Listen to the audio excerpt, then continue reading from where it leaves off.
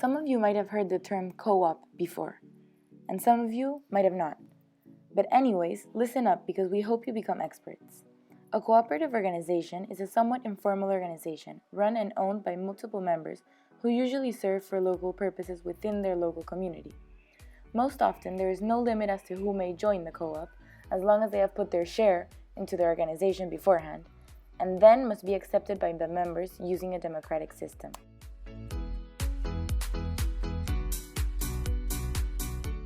An example of a co-op in our country is the fishermen in Pucusana.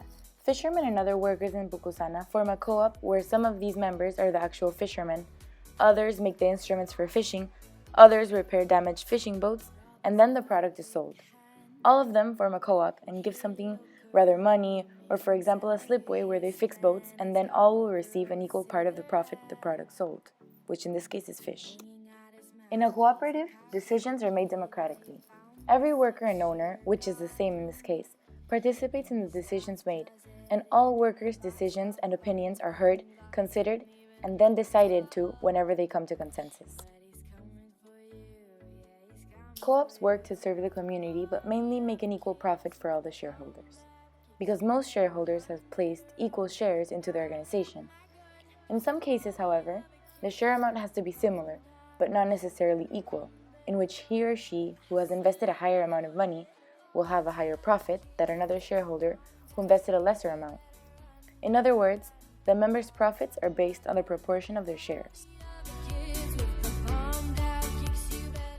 FYI, to become part of a co-op, some share or some money must be placed into it, depending on the co-op of course, before actually contributing to the work. The cooperative has legal personality and limited liability. This type of corporation offers limited liability to the shareholders, meaning that in case that the cooperative becomes insolvent or, for example, if there is a judgment against the cooperative, that judgment cannot be satisfied from the owner's personal assets.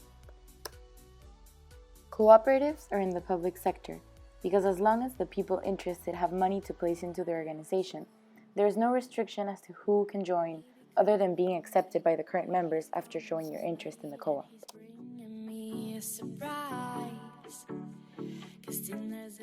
Some advantages are that every member of the co-op has decision-making power, and this can improve labor productivity and motivation because everyone has a say. But this could also be a problem because they might take longer to make decisions since they need to reach a consensus for each one. Also, workers are more interested about their jobs because they have a share in the cooperative, and as a result, the staff motivation and labor productivity increases. But at the same time, it's very difficult for workers to progress economically because everyone is paid an equal or a very similar amount.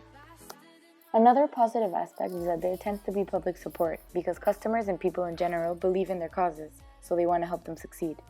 But there is always lack of finance given that most owners cannot raise funds through a stock exchange, and the sources of finance limit themselves to the amount of members that have contributed.